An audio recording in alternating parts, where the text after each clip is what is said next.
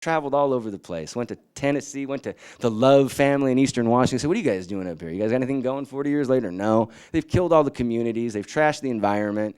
And they're basically raising children. And this is why I'm so concerned about the lack of the movement when we're integrating movements and we're not reaching out to the younger people or reaching down to the younger people. You're going to reach out to your brother with that video, but we got to reach down. Because when you take a look at the system we're moving into Hitler's true dream. We're moving into a truly successful version of what the guy really wanted. The guy really had a plan. Now it's actually being implemented. And it's being implemented without any opposition. See, when Hitler went for it, there was Japan, there was us, there was Russia. We're moving without any opposition, and there's going to be a debate whether China and Russia can get together because that's what it's going to take. Russia has all the equipment and China has all the men. And when they put those two together, we're really done. We're really done. I mean, we're going to be done if we touch Iran, but if we go any further than that, we're really done. So, I mean, you see this idiocy. They think nukes are going to win it. 1979, George Bush Sr. campaigned for the presidential nomination saying that a nuclear war was winnable in 1979. He did not get the nomination. He bumped down a racket, and they put Reagan in front of him. Why? Because in the 70s, the environmentalists were loud. They were saying, nukes, bad, nukes, bad. Well, they've disenfranchised the entire anti-nuclear movement, in my opinion. And now we're back talking about nukes with Bush. The old shrub is back at it again. But these guys want to nuke everything. They've been wanting to nuke everything for a long time. And now they're in a position where they might actually be considering nuking Iran. And so there's a sense of urgency that we have to pay attention to. Yeah, Dennis there. Hey there, bro. Nah. You blacker than I am, honey. You're really on the mark. Don't be jiving me. I'm not diving you. No, I'm kidding, not diving you. Anyway, sweetheart, I also didn't have a chance to tell you that I have black children, black Latino children. And the racism, of course, is getting deeper and deeper and deeper. The thing that I think Ted and I are largely concerned about now is the fact that we are going to need the support of Canadians to bring about this transformation using the 9/11 Truth Movement as the center of it. Because, well, Tarpley says that there is to be a peace on July 4th. There's to be a gathering, a demonstration, if you would, on July 4th in Philadelphia, which is a perfect spot for it. The thing that really bothers Ted and me, because he's from Florida, so he's a Southerner, is how we are ever going to reach persons of color. I mean, you had a lot of opportunities in the service to reach the brothers who were, you know, soldiers like yourself. Right. Do you have any perception, any ideas, any way of knowing how we're going to reach those two communities and bring them in? Because let's face it, we're the perpetuators of their problems as white folk. Dig it. So in the presentations all around the world, there'll be, let's say there's a black guy up speaking, Latino, whatever, and there's a group, like San Francisco's just pathetic sometimes. There's a room of white people, and they say, what can we do to help? You know, and the guy's from South Africa, and he's like, what are you talking about? Stop all your behavior. Stop everything you're doing. That would be the first thing I can tell you is, wake up. Is, and so I totally agree. To connect with communities outside of your natural comfort zone. It's on us. See, we live in this world, we say, okay, we look over there and say, that's a black guy. How are we going to get to him? And that's not the approach. The approach is, am I uncomfortable talking to black people? Am I comfortable with my own self? It's really, really important that we learn how to get along with each other. My name is Joseph Roberts. I publish Common Ground magazine, and it's really important that we get to communicate with people we don't normally communicate with. And I want to recommend that everyone goes to the second Our Way Home reunion. Daniel Ellsberg's going to be there. Tom Hayden's going to be there. Weinglass is going to be there, represented the Chicago 7. And this is a place where war vets get together with war resistors, and they work out their differences. And they learn they both got screwed by the same people. Right. So it's very important. It's July 4th to 8th, and it's just outside of Castlegar in BC. Last year, George McGovern was there. Highly recommend it. I've been publishing Common Ground for 25 years. Back in 1982, organized the Walk for Peace in Vancouver. We had 168 different groups come together for the first time. We can have 168 different groups come together for this for the first time, as long as we keep away from concluding stuff so quickly that we shut other people out. Right. So, like, people are really talented in a lot of ways, and just because you got the truth doesn't mean you're not going to piss off people. Right. Okay? So you got to learn how to talk to everybody in a manner that's inclusive.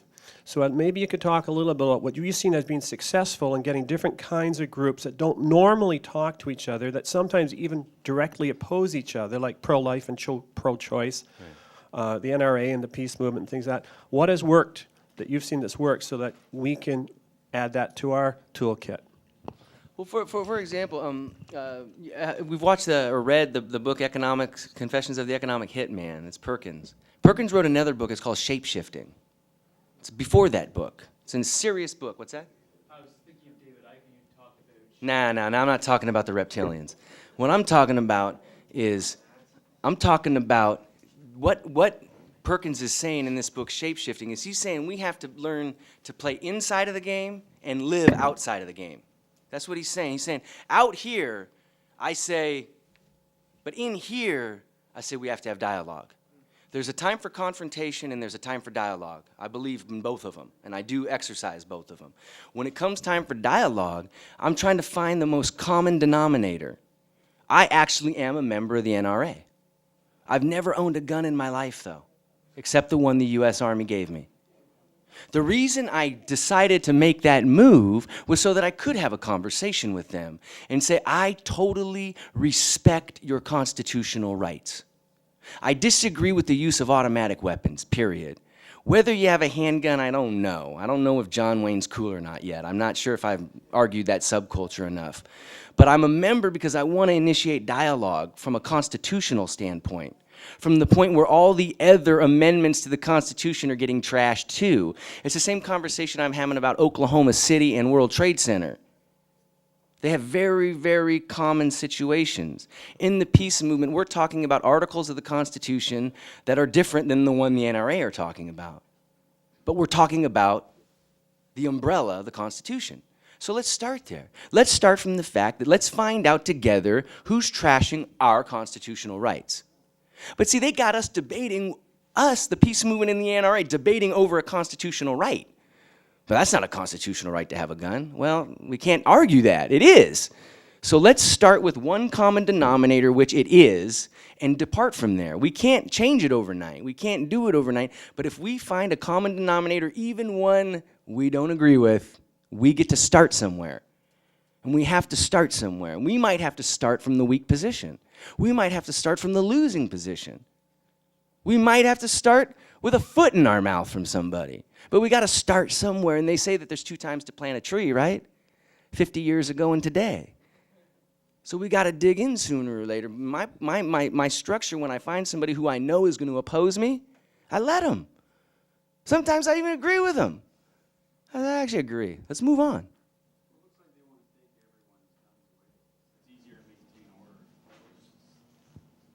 Well, to me, it isn't taking things away from people. It's what are we going to give people? If we give people things, then we're the asshole when we take them back. You know, and that's just the old game, and it's the old numbers. So the government is starting to look like the ass because they're about ready to take the guns away. But the reason they're taking them away is because they don't want them shooting at them. Right. Another important book is Getting to Yes by Roger Fisher. Yeah, absolutely. Is there another question? Getting to Yes by Robert Fisher. Roger Fisher. If I can just, Dennis, if I could just,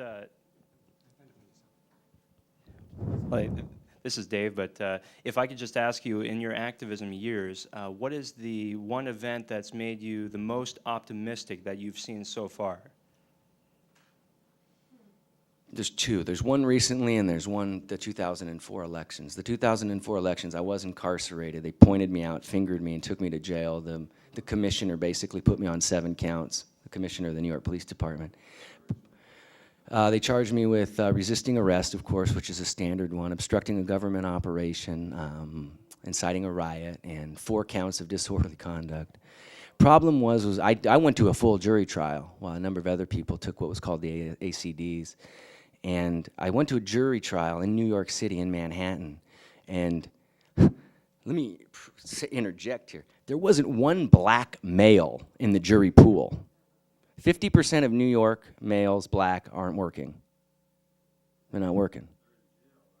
They're in jail. And they're not working, or they have felonies, so they can't be on a jury. Right, so what my point here is that there was no black members on the jury I drew in a city where everybody in jail is black. So I'm sitting on this jury in the jury trial, and all these people are wondering. I go in there in my dress blues, looking sharp. The judge makes me take them off, throws them out, because Wolfowitz says I'm not allowed to wear my uniform. We draw the jury. Halfway through the jury trial, we find out the cop who took the stand. We didn't find out. We knew he was lying for 2.5 hours all along. We got a dismissal midway through the trial. It proves the jury system works if you have a videotape that proves that the cop isn't in it. So, but it was a fabulous moment for me because 1,800 people basically were liberated. It was proven that the New York City Police Department is using DD5s, taking information on us. They had been doing research on me for a long time, and they were in there putting people in jail that they knew. They were actually identifying them and putting them in jail. And they were just praying that I was going to go in there and get bent over a bathroom sink. That's what they really wanted to happen. And luckily enough, the brothers in the prison system looked at me and went, you know, because once you get in there, if you go in there as an Aryan brotherhood, yeah, you're going to get humped. But if you go in there and you know where you are in the world, you don't have to deal with that stuff. I was in a couple days. Oh, earlier you mentioned about the church, and I go to church, and I go there not just to receive, I give to give, and so I give my opinion about how I feel about the war and so on. So I hope that you could go to church and give to people. And that isn't my. When I did say that I don't believe church is the place to congregate, my intention is not under spiritual guises. See, a lot of people congregate in church socially. That's where they go socially. So all of the rhetoric is still inherently influenced. If you have a pastor who's giving you the truth about the social issues, by all means, but most of them aren't. Most of them, these churches in America are regulated under 501c3 tax statuses. Our churches in America fall under the IRS code. There's no separation of church and state in the United States. If these guys start talking trash about the government, they're not going to get their nonprofit status. That means they can't generate money in the church. That means they can't pay for their Cadillacs. You dig? So while I agree, if you have a spiritual connection to your God and you get there by way of Jesus Christ, absolutely. That's profound and that's beautiful. But you should not go there to seek your academics. You should not go there to hear Mr. Tarpley because you're not going to. You dig? So what they're doing simultaneously is they're taking away our places to congregate. Should we want to congregate like this in the U.S.? It's very difficult. It's very hard to find the places where you can do it economically, socially, and where it's acceptable. They're taking away our places to congregate and leaving us in a system that's actually tied to the government to go congregate. That's kind of my point there, and if I offended you, I apologize. Okay.